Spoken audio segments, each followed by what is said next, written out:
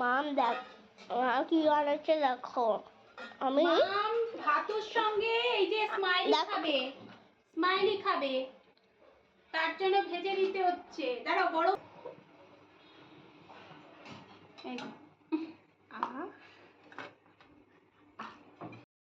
আজকে রান্না বান্না দেখিয়ে দিই। এই যে এখানে ভাত, আর এক্ষুনি এগুলো ভাজলাম, ওখানে দুটো নিয়ে গেছে, আর এখানে আছে মিষ্টি। এগুলো খেতে ভালোবাসে ডাল দিয়ে, যেহেতু ডাল করেছি।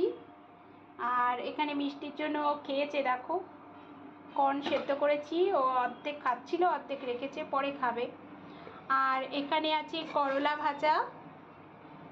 এই গরমে করলা ভাজাটা যে কি আরাম, মানে খেতে ভালো লাগে করলা ভাজা।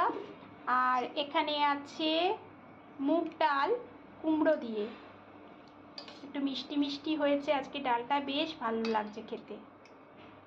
মানে টেস্ট করে দেখলাম করার সময়, বেশ ভালো মিষ্টি মিষ্টি লাগছে। একটু আদা, শুকনো লঙ্কা আর 5 ফোড়ন দিয়েছি। আর এখানে একটা মিক্সড সবজি করেছি, ডাঁটা, পটল, আলু, আর এই যে তোমরা বলেছিলে না, অনেকে কমেন্টে বলেছো এগুলো নাকি শিম বিচি, আমিও সেটা ভাবছি এটা শিম বিচি হতে পারে। এ দেখো একদম নরম হয়ে যায়।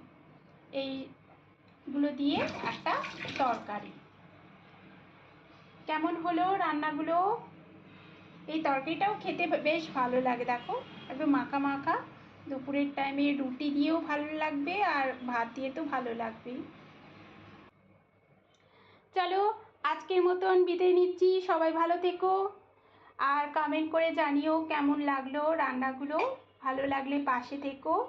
অসংখ্য ধন্যবাদ, তোমাদের অনেক ভালোবাসা রইল তোমাদের জন্য, তোমরা এত সুন্দর কমেন্ট করো। আজকের মতন বাই বাই।